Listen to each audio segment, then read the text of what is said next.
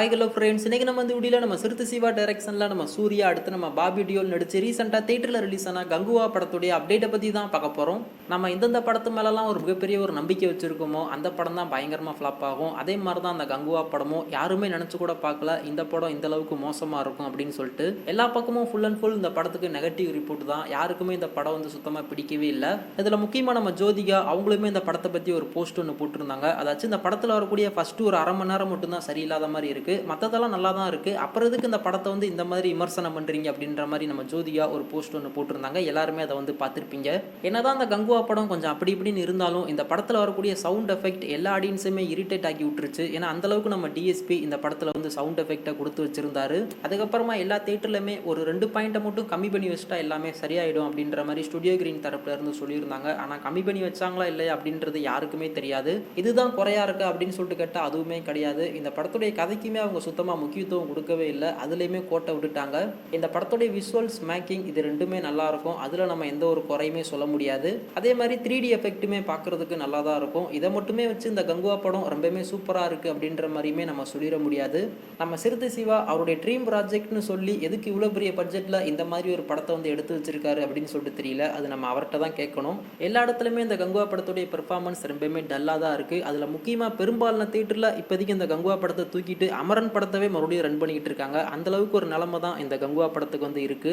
இப்படிப்பட்ட ஒரு நிலைமையில இந்த கங்குவா படம் ரிலீஸ் ஆகி எப்படி 3 நாளில் வேர்ல்டு வைடு 127 கோடி ரூபாயை கிராஸ் பண்ணியிருக்கு அப்படின்னு சொல்லிட்டு எல்லாருக்குமே ஒரு மிகப்பெரிய ஒரு ஆச்சரியமா இருக்கு. ஏன்னா ப்ரொடக்ஷன் ஹவுஸ் தரப்புல இருந்தே அஃபீஷியலாக சொல்லியிருக்காங்க இந்த கங்குவா படம் வெளிவந்து 3 நாளில் 127 கோடி ரூபாயை கிராஸ் பண்ணியிருக்கு அப்படின்னு சொல்லிட்டு.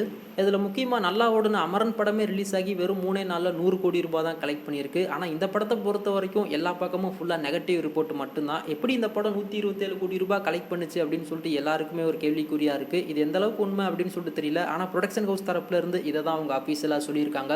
இது இப்படியே நாளுக்கு நாள் அதிகரிச்சுக்கிட்டே போச்சு அப்படின்னா அவங்க சொன்ன மாதிரியும் இந்த கங்குவா படம் லைஃப் டைமில் ஒரு 200 கோடி ரூபாயை கலெக்ட் பண்ணிடும். அதில் மட்டும் எந்த ஒரு மாற்றமும் இல்லை. அதையுமே நம்ம வெயிட் பண்ணி பார்க்கலாம். சரி, இப்போ இந்த கங்குவா படத்தை பற்றி என்ன அப்டேட் அப்படின்னு சொல்லிட்டு பார்த்தீங்கன்னா, இப்போதைக்கு இந்த கங்குவா படத்துடைய ட்ரிம்டு வெர்ஷனை எல்லா தேட்டர்லையுமே கொண்டு வர போகிறாங்களாமா. அதாச்சும் இந்த கங்குவா படத்தில் வரக்கூடிய ப்ரெசன்ட் போர்ஷனில் ஒரு 12 நிமிஷத்தை மட்டும் இப்போதைக்கு ட்ரிம் பண்ணியிருக்காங்களாமா. அதையுமே இப்போதைக்கு சென்சார் பண்ணி முடிச்சிருக்காங்க. அது மட்டும் இல்லாமல் இந்த கங்குவா படத்தில் இருக்கக்கூடிய சவுண்ட் எஃபெக்ட்டுமே அவங்க சரி பண்ணி இப்போதைக்கு இந்த படத்துடைய ஒரு புது வெர்ஷனை எல்லா தேட்டர்லையுமே கொண்டு வர போகிறாங்களாமா. இதையுமே நம்ம ஸ்டுடியோ கிரீன் அவங்க தரப்புல இருந்து இப்போதைக்கு அஃபீஷியலாகவே சொல்லியிருக்காங்க. இப்போ இந்த கங்குவா படத்துடைய ட்ரிம்டு வெர்ஷனுக்கான ரன் டைம் 2 மணி நேரம் 22 நிமிஷத்துக்கு இந்த படத்துடைய ட்ரிம்டு வெர்ஷனுக்கான ரன் டைம் வந்து இருக்கு. இதுக்கப்புறமாவது இந்த கங்குவா படத்துக்கு பாசிட்டிவ் ரெஸ்பான்ஸ் எதுவும் வருது அப்படின்றத நம்ம பொறுத்திருந்து பார்க்கலாம்.